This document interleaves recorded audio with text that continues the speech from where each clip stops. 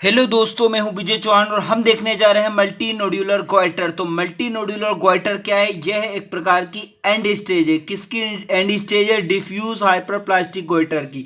जो diffuse hyperplastic, जो regular वाला डिफ्यूज हाइपरप्लास्टिक गोइटर होता है ना, उसकी एंड स्टेज है मल्टी नोड्यूलर गोइटर। ये क्यों होता है? क्यों जब excessive metabolic demand causes and excessive enlargement of the thyroid. जब डिमांड बहुत ज़्यादा, मेटाबॉलिक डिमांड बढ़ जाती है तो एक्सेसिव इनलार्जमेंट, बहुत ज़्यादा इनलार्जमेंट हो जाता है थायराइड ग्लैंड का।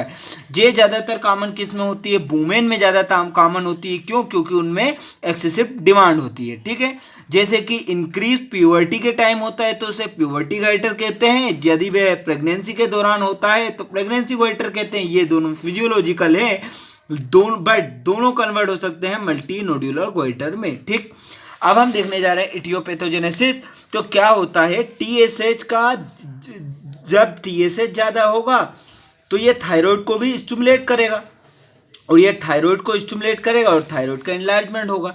ये लिखा, occur due to continuous stimulation by TSH secreted from the anterior pituitary. मल्टीग्लूटिनाइटर occur due to continuous stimulation by TSH secreted from the anterior pituitary. ठीक, प्यूबर्टी और प्रेगनेंसी के दौरान क्या होता है? डिमांड बहुत ज़्यादा होती है। डिमांड तो ज़्यादा होती है लेकिन उसके अकॉर्डिंग T3 और T4 नॉर्मल होते हैं। मतलब डिमांड ज़्यादा है तो इनको भी ज़्यादा होना था, लेकिन ये नॉर्मल है।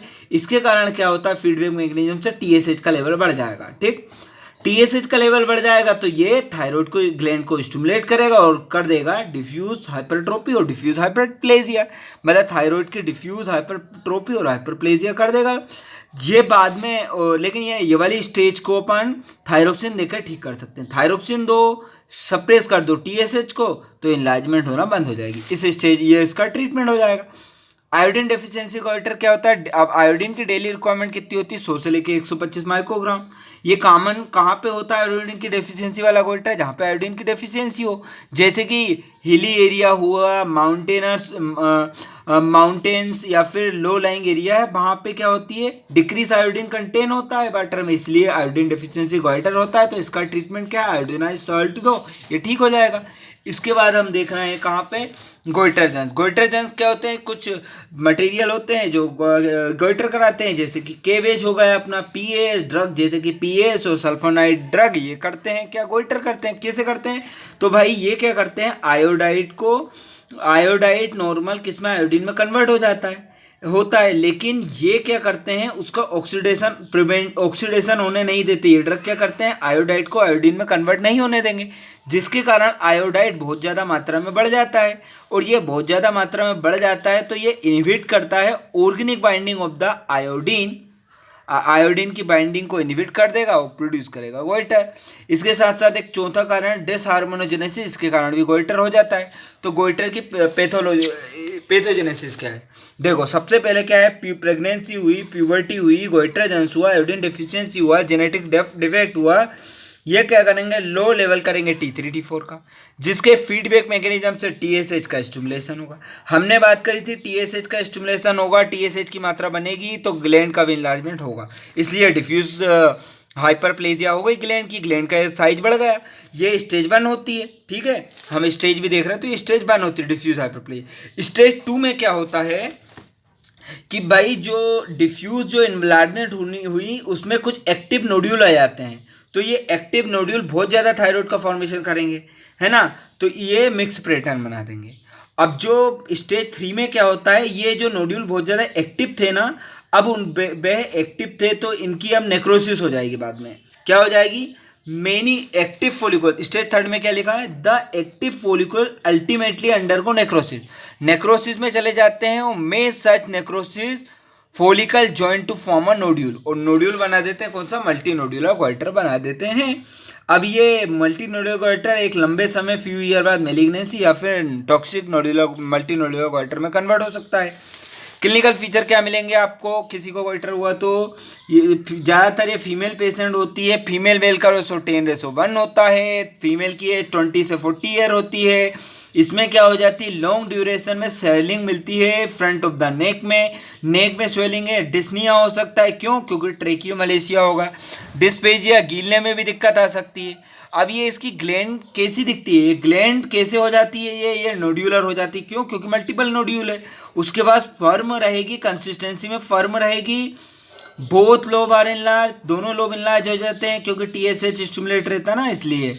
हार्ड एरिया भी मिल सकते हैं, तो भैया हार्ड एरिया मिल रहे हैं तो कैल्सिफिकेशन के कारण हो सकते हैं या फिर मेलिग्नेंसी के कारण हो सकते हैं, और सॉफ्ट एरिया काय के कारण हो सकते हैं, नेक्रोसिस के कारण हो सकते हैं। ठीक, ध्यान रखें सडन इंक्रीज हो रहा है अगर साइज में और पेन आ रहा है तो ये मेलिग्नेंसीज हैं, ये mainly due to haemorrhage in the goitre के, हेमरेज इन द नोड्यूल में काइटर, वो sorry haemorrhage in the nodule के कारण होता है। Sudden increase in size with pain mainly due to haemorrhage in the nodule. अब हम कॉम्प्लिकेशन देखेंगे, क्या कॉम्प्लिकेशन होती है। हाँ, नोड्यूल कहाँ पे बनते हैं? जंक्शन ऑफ इस्थमस विद बर्नलोक पे बनते हैं ज़्यादातर नोड्यूल। कॉम्प्लिकेशन क्या हो जाएगी? कैल्सिफिकेशन हो सकता है, सडन हेमरेज हो सकता है, या फिर सेकेंडरी थायरोटॉक्सिकोसिस हो सकता है जिसे हम प्लमर डिसीज भी कहते हैं, या फिर फोलिकुलर कार्सिनोमा हो सकता है। अब हम देखने जा रहे हैं इन्वेस्टिगेशन। इन्वेस्टिगेशन क्या कराओगे? कंप्लीट ब्लड पिक्चर कराओगे या फिर और क्या कराओगे? शुगर का लेवल चेक कराओगे ताकि डायबिटीज रूल आउट हो सके। एक्सरे नेक कराएंगे, कौन कौन से व्यू? एंटीरियर, पोस्टीरियर व्यू और लेटरल व्यू कराएंगे। क्यों? क्योंकि ये हमें क्या देखना है, कंप्रेस तो नहीं कर रही स्वेलिंग ट्रेकिया को जिससे ब्रीदिंग में डिफिकल्टी हो। ठीक है, तो compression of the trachea check करना है, ग्लैंड कर तो नहीं रही है। इसके बाद रूल आउट करना है रेट्रो स्टर्नल एक्सटेंशन, स्टर्नम के पीछे एक्सटेंशन तो नहीं होगा, कैल्सिफिकेशन भी रूल आउट करना है। उसके बाद फ्लेक्सिबल लेरिंगोस्कोपी, वोकल कॉर्ड की मोबिलिटी देखने के लिए अल्ट्रासोनोग्राफी, हाई फ्रिक्वेंसी अल्ट्रासाउंड बहुत यूजफुल होता है। अल्ट्रासाउंड प्लस यूएसजी के साथ साथ हम एफएनएसी ऐड करके करते हैं, कर सकते हैं।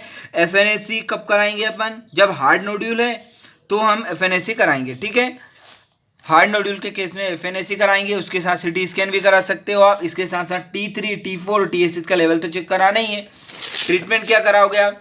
सिंपल सा, सबसे पहले क्या मल्टी नोड्यूलर गोइटर का ट्रीटमेंट में अर्ली केस आया है बोले तो और एसिम्प्टोमेटिक केस है लेकिन डिफ्यूज स्वेलिंग के साथ आया तो उसको ऑब्जर्व करें। नोड्यूल में रिग्रेस हो सकता है, एक्सप्लेन करें पेशेंट को अबाउट रेगुलर फॉलोअप करना है। और डिफ्यूज वाला हमने पहले ही देख चुके हैं, ये थायरोक्सिन देंगे तो ठीक हो जाएगा। लेकिन अगर इंप्रूवमेंट नहीं हुआ और ग्रोइंग होता जा रहा है तो आपको सर्जरी करवानी पड़ेगी। सर्जरी कब इंडिकेट? एक तो ये है इंप्रूवमेंट, मेडिकल ट्रीटमेंट फेल होगा तो सर्जरी करेंगे। दूसरा क्या है? प्रेशर सिम्टम दे रहा है वो, अच्छा कॉस्मेटिक बड़ी मतलब अच्छा नहीं दिख रहा है, वो कॉस्मेटिक बहुत बेकार दिख रहा है। पर्सन खुद चाहता है कि सर्जरी करवा लूँ मैं, या फिर उसे डर है मेलिग्नेंसी में तो नहीं कन्वर्ट हो जाएगा तो वह सर्जरी करा सकता है। उसके ये इंडिकेशन है। उसके बाद रेट्रोस्टर्नल एक्सटेंशन हो रहा है तब हम सर्जरी करेंगे। सर्जरी के 3 ऑप्शन है, टोटल थायरोइडेक्टोमी, सब टोटल और डनहिल प्रोसीजर। तो टोटल में क्या होती है?